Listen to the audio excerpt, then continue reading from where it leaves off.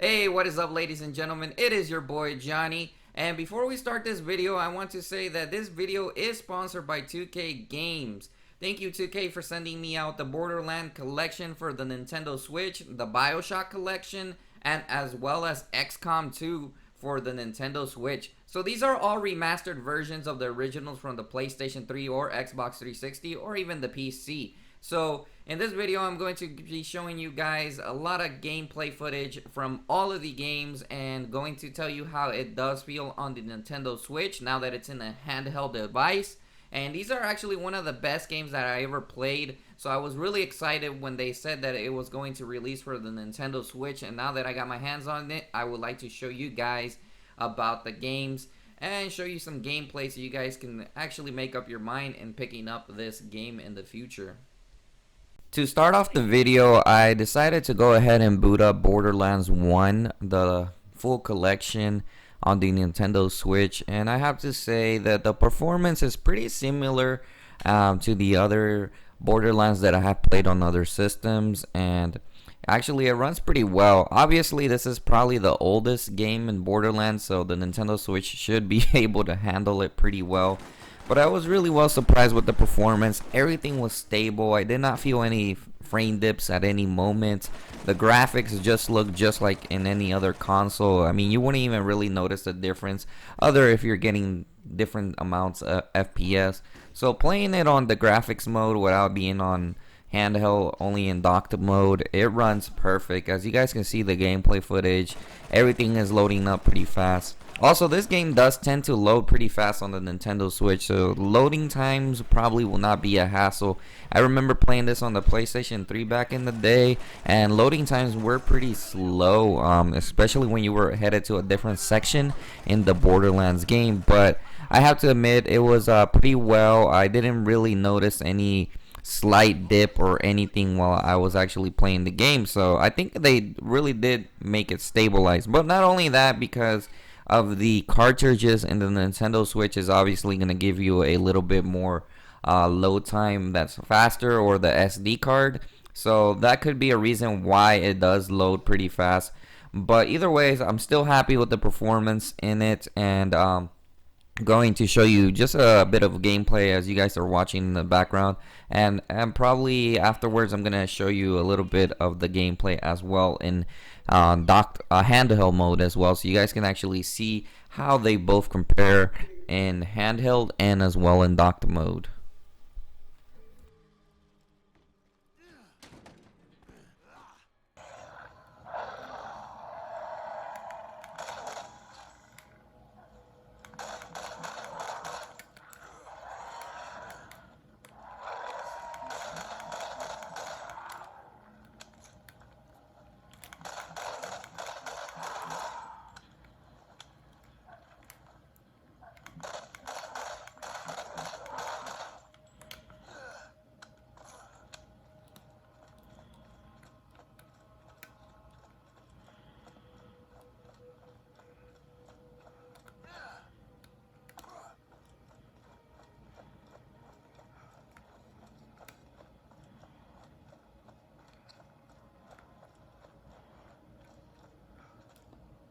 So moving on to Borderlands 2, I decided to go ahead and play it. Now Borderlands 2, believe it or not, it is a major upgrade in graphics, and a bunch of the gameplay mechanics have changed a lot when you play Borderlands 2. The game just looks polished, and to be honest, even until this day, playing it on PC on 4K, the game runs really well. Like, the game still looks like a modern title, even on PC. It doesn't look like it outdated anything. It aged really good, and so the graphics performance on the Nintendo Switch is no different either, especially if you're playing 1080p. It does get the stable 30 FPS per second, and it runs perfect. Like, I didn't really see any type of dips. I felt like everything was pretty stable at 30 FPS. Yeah, usually these games in the previous generation console, sometimes you would even get dips or loading times. The loading times isn't a really problem here. Literally everything loads pretty fast, obviously because of the Switch cartridges, and the graphics look pretty up to par. Like, they look up to par with the new generation. Now, many people are gonna say, well, obviously they're degraded a little bit on the Switch, but they don't look bad at all. Like the performance and the graphics look good, and they really did an amazing job to upscaling this to 1080p. Now, I'm not sure what kind of resolution it runs on handheld, but I can say that the handheld is also pretty stable. I didn't notice anything really bad with it. It was just running like it was supposed to. It wasn't running bad at all. Now, the only thing that many people may be feeling weird on the Borderlands series on the Nintendo Switch, well, if you're playing on a Nintendo Switch Lite, the controllers feel kind of weird, but that's simply because of the Joy-Cons. Not the Joy-Cons, but you know, the control D-pad and the analog sticks attached to the Nintendo Switch Lite feel kind of weird. That's just my opinion. Some other people may say, well, I didn't really feel it weird. But definitely if you're playing on the original model Nintendo Switch, the controllers just feel better. So I would recommend playing this with the original Nintendo Switch or the Pro controller for the best experience, because it does feel a little bit different and it can make a difference in gameplay. So yeah, if you have it hooked up to your TV, I just recommend you go ahead and connect it to your Pro controller, because these games, I feel like they're better off with the Pro controller. However, the Joy-Cons aren't that bad at all either. I mean, it has the rumble features and everything, and they feel good too, but I honestly prefer it with the Pro controller. The only issue was with the Nintendo Switch Lite that it felt a little bit weird trying to aim. One thing that you can do to improve the aiming on the Nintendo Switch Lite is you can always turn up the sensitivity a little bit more. That way the reaction of the analog stick is better. I wouldn't leave it at default where it's like 4, I believe. If you turn up the sensitivity, it definitely can help you a lot. So I'm also going to show up some gameplay footage while it's in handheld mode. As you guys can see, it runs pretty well. I didn't really notice any type of dips or anything, as well as in handheld mode. And the graphics also, again, did look pretty well on the handheld mode.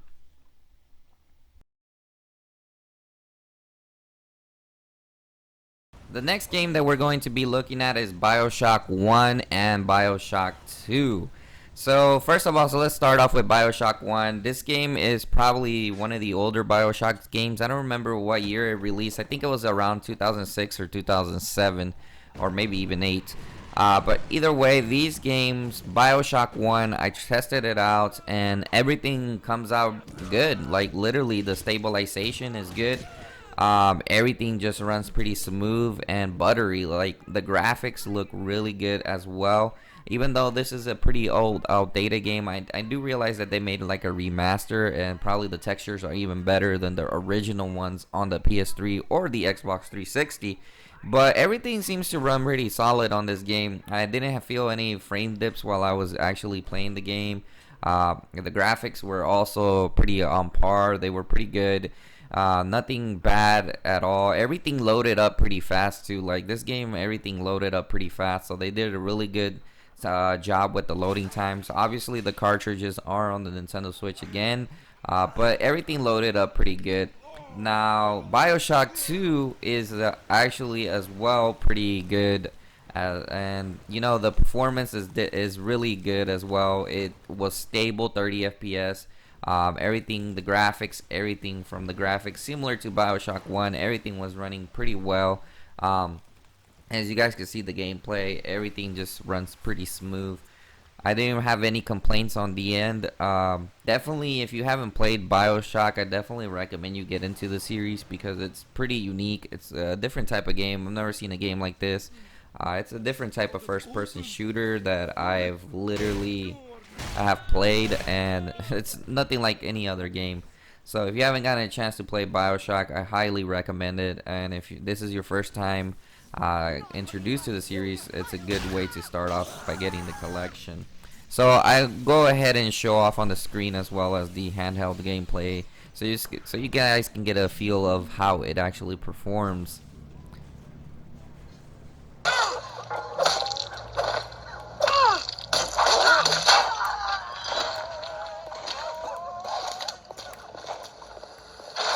Don't fucking touch me!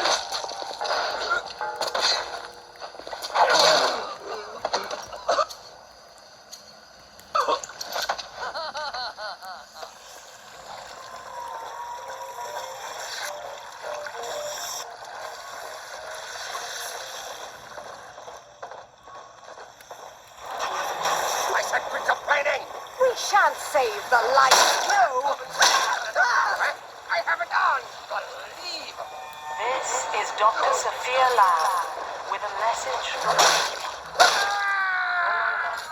You are not alone. Think of me not as leader.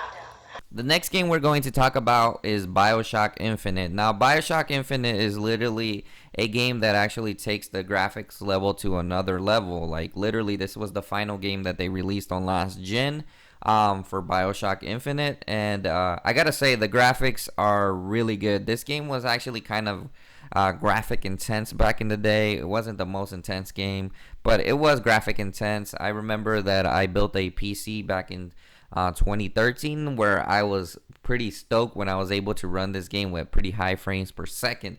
But seeing it on the Nintendo Switch like a few years later, like, it's just an amazing experience. And I gotta say, it runs really well even on the Nintendo Switch. Everything is stable. The FPS, frames per second, whatever you want to call it, are stable in this game. The graphics look really good. I feel like this one actually shows off out of the whole collection. It literally actually pushes the Nintendo Switch maybe to its power, to its max power. Maybe not even its max power, but it definitely pushes the Nintendo Switch into another high level of performance, and it runs really well. So I gotta say that it is pretty stable and everything. The gameplay is awesome. The graphics are awesome as well. This is one of the best games. I think even some people still benchmark this game when it comes to upgrades on PC. So running it on the Switch is actually one of the coolest things that they managed to port over. Infinite, I thought, was the one that was going to lack in terms of stabilization because it's the more graphic intense game. But nope, it runs 100% good and stable. And even while playing on the handheld mode, literally, I did not feel any frame dips at any moment. The graphics even look good on the Nintendo Switch Lite, as well as the graphics in the dock mode. One thing I do gotta mention is that the controls actually feel good on the Nintendo Switch Lite in this case, because they don't really feel bad at all. Like the same experience I had with Borderlands, where I had to switch the sensitivity on the Nintendo Switch Lite. I did not have to switch it on here. Everything felt good, even the aiming and everything. I don't know, maybe it was just something weird for me, but everything feels really smooth on it, and the aiming, the shooting, and everything runs well, even on handheld mode. Like, it's good.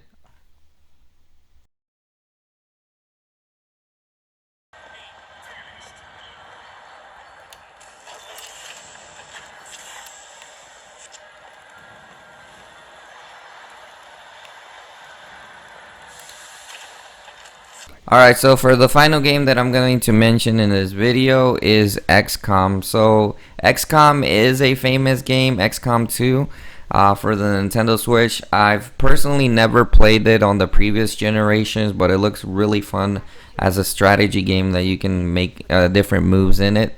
I gotta say that in terms of performance wise, the game does run really well, and the graphics look really good. And I would say it probably looks like on an Xbox 360 level or a PS3 graphics. I personally never played the original, so I couldn't really tell you, but I gotta say the performance does run well. I didn't really notice any frame dips, and it seems like a really intense game because it's like a battlefield and everything is like rendered, and as well as when you shoot your enemy, it kind of switches into a different perspective where you can actually see the world in more detail.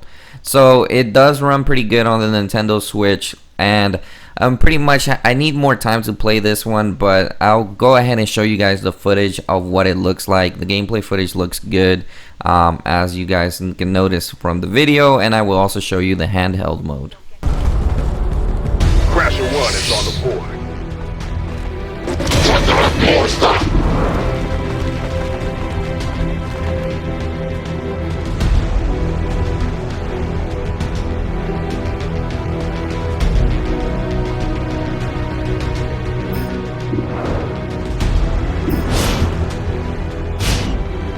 They can see you now. How about you all shoot first and celebrate later?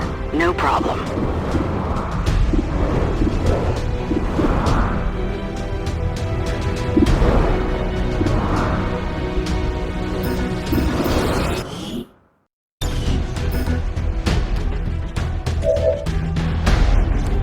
Now, I didn't really record Borderlands the prequel sequel, simply because it's pretty much the same game as Borderlands 2 in terms of performance and graphics.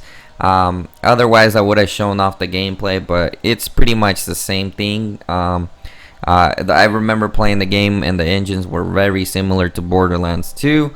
Either way, it runs really well. I got to play it a little bit on the offside, and it does run pretty well. Anyways, guys, thank you for watching this video. Let me know what you think about these games in the comment section. Are you going to be buying them? I highly recommend them. And thank you for watching the video, and I hope you enjoy your day. Firebrand is holding nearby for evac, but it's now or never, Central. Understood. We're on the move.